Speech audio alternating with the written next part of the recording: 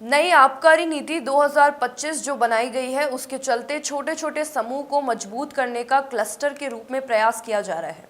यह प्रयास ठीक नहीं है, ठेकेदारों के लिए भी अच्छा नहीं है। सरकार घरेलू शराब बनाने वाली कंपनियों को पीछे छोड़ते हुए विदेशी कंपनियों की शराब को प्रोत्साहन दे रही है। नई शराब नीति ठेकेदार के लिए ज़्यादा अच्छी नहीं है। यह बात राजस्थान शराब ठेकेदार यूनियन के प्रदेश अध्यक्ष पंकज धनखड़ ने कही। उन्होंने बीकानेर पहुंचकर शराब ठेकेदार संगठन के पदाधिकारियों और दुकान मालिकों से बात की।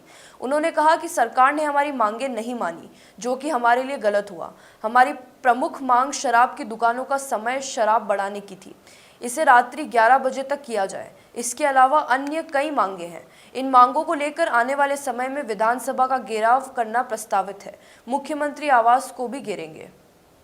राजस्थान सरकार के द्वारा नई लिकर पॉलिसी यानी नई शराब नीति शुरू कर दी गई है। इसके तहत तमाम तरह के क्लस्टर बनाए गए हैं और उन क्लस्टरों में दुकानों का संयोजन किया गया है।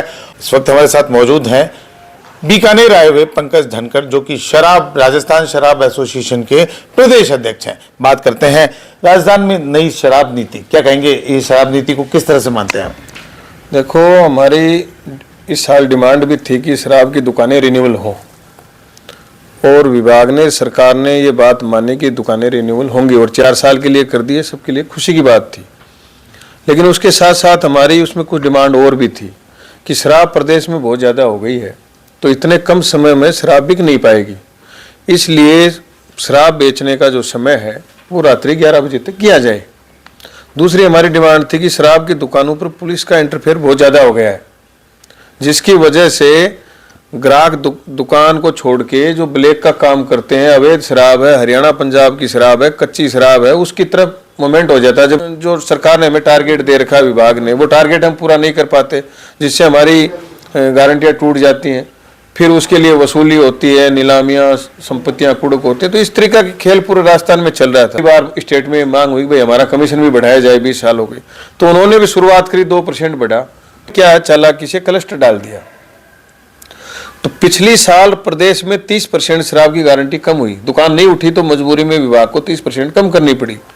अब जो 30% कम में जो दुकानें उठ गई, उसके बाद भी प्रदेश में आज की तारीख में, आज अपन जैसे बैठे हैं, तो 150 दुकानें भी पेंडिंग पड़ी, पिछली साल की उठी नहीं। 30। तो हमारी डिमांड थी कि इस साल जो दुकानें रिन्यूअल हो, तो जो बार बार जिन्होंने रिन्यूअल करा ली, उनकी जो सेम रेट पे उनको रिन्यूअल किया जाए।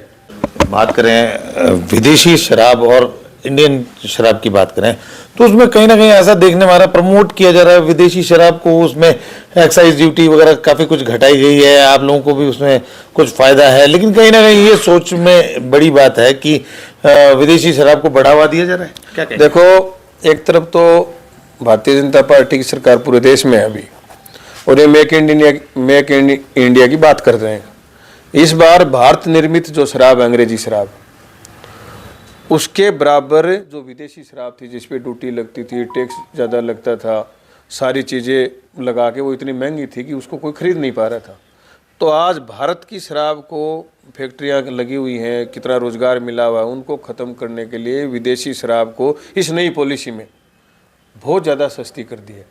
वो 1000-1500 रुपये में वो बोतलें मिल जाएंगी, तो फिर ये शराब कौन लेगा? अंतिम सवाल, आपका स्टैंड क्या, आपकी शराब एसोसिएशन का? हमारा स्टैंड ये, एक तो क्लस्टर समाप्त हो, दूसरा दुकानों का समय है वो 11 बजे तक किया जाए, तीसरा पुलिस का हस्तक्षेप बिल्कुल ख़त्म किया जाए, एक ये जो गारंटी मासिक करी है इसको त्रिमासिक किया जाए, 3 महीने तक उठाने का मौका दिया जाए। जिस महीने टूट गई तो मैं अगले महीने पूर्ति कर लूँ, उससे आगे वाले महीने में पूर्ति कर लूँ। देखिए, ये थे राजस्थान में शराब एसोसिएशन के, ठेकेदार एसोसिएशन है उसके प्रदेश अध्यक्ष पंकज जी, जिनका सीधे तौर पर कहना है कि क्लस्टर जो नीति है वो शराब नीति जो नई घोषित की गई है उसमें सही नहीं है और तमाम तरह की परेशानियां ठेकेदारों को होनी है और विदेशी शराब को प्रमोट किया जा रहा है, जो भी गलत है। के सिंह।